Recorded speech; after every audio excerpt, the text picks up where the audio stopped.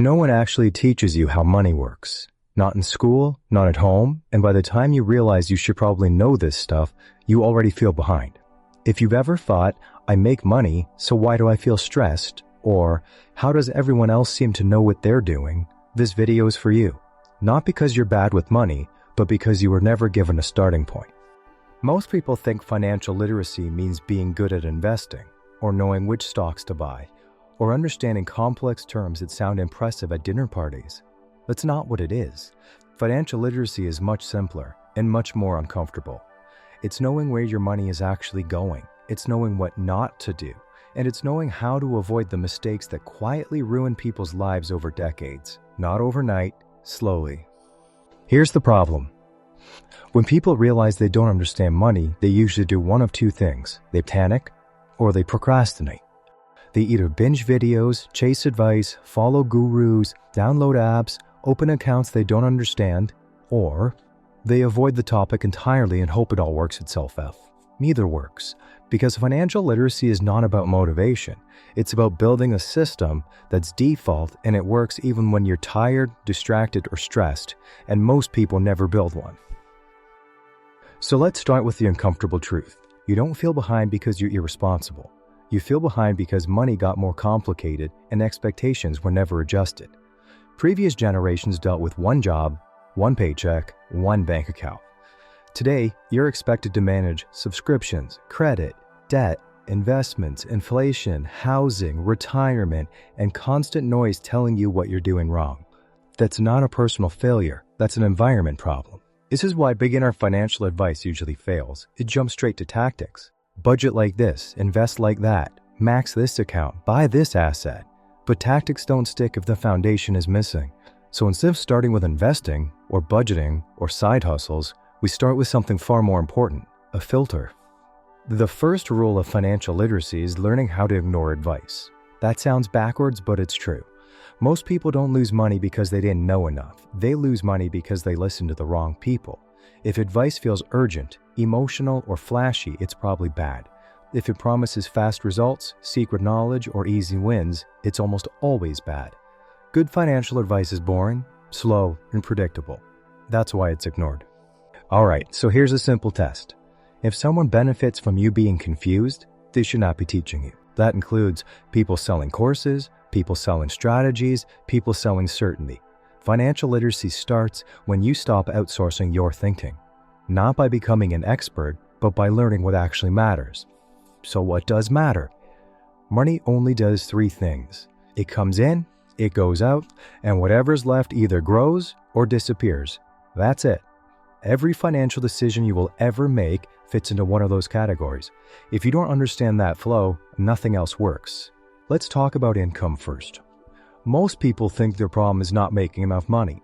Sometimes that's true, but very often it isn't. There are people making high salaries who are constantly stressed living paycheck to paycheck and terrified of one unexpected expense. And there are people making modest incomes who sleep fine at night. The difference is not income, it's control.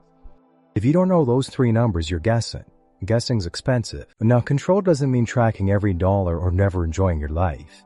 It means knowing, at a glance, how much comes in, how much goes out, and how much is actually yours to decide with.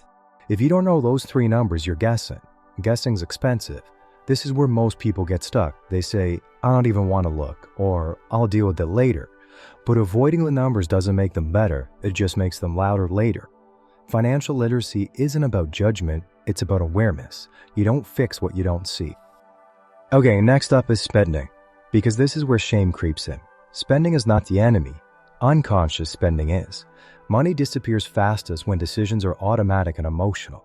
Subscriptions you forgot about, small purchases that don't feel like much, lifestyle upgrades that quietly become permanent.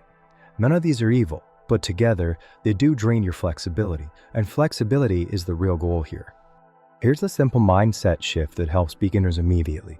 Instead of asking, can I afford this? Ask, what does this cost me every month, forever? Because most financial stress doesn't come from big purchases, it comes from reoccurring ones. A small monthly commitment repeated for years can do more damage than one large decision you thought about carefully. Financial literacy means understanding momentum. Next comes saving, and this is where people usually feel hopeless. I can't save. I don't make enough. I'll start later.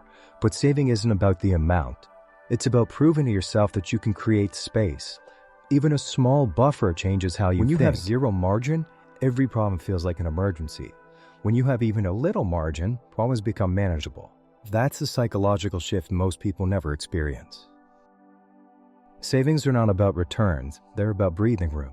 They protect you from panic decisions. They keep small problems from becoming disasters. Financial literacy isn't glamorous, but it's powerful. Now let's address the word everybody really cares about, investing. Most beginners think investing is where wealth is created, but that's only partially true. Investing amplifies what already exists. If your financial foundation is unstable, investing just adds volatility. That's why so many people get burned early. They start at the top instead of the bottom. So here's the boring truth. Investing works best when it's simple, low effort, and long-term. The more exciting it feels, the more dangerous it usually is. If you're constantly checking prices, reacting to news, or feeling emotional about investments, something is off. Financial literacy is about alignment, not adrenaline. Another hard truth beginners need to hear: you will not outsmart the system. And that's not an insult, it's a reality. Most professional investors don't outperform simple, long-term strategies over time. So if someone tells you they found a shortcut, what they're usually found is a way to sell hope. Alright, next up, let's talk about debt, because this is where people feel trapped. Debt isn't just a financial problem, it's a psychological one. Debt reduces options, it narrows timelines, and it forces decisions. The more debt you have, the less flexibility you have, regardless of your income. That's why two people earning the same amount can live completely different lives. Not all debt is equal, but for beginners, the rule is simple. If debt is growing faster than your income, you're moving backwards. Financial literacy is recognizing that progress isn't just about appearances, it's about direction. Here's something schools don't teach. Money is not about being rich, it's about reducing vulnerability. The real win isn't luxury, it's choice. Choice to walk away from bad situations, choice to say no, choice to slow down. People call this freedom, but it starts with literacy. Now let's address the age question, because it comes up constantly. I'm too young. I'm too old. I should have started earlier. Everyone thinks they missed the window. That's normal. But financial literacy isn't about timing the perfect moment. It's about stopping the bleeding and building forward.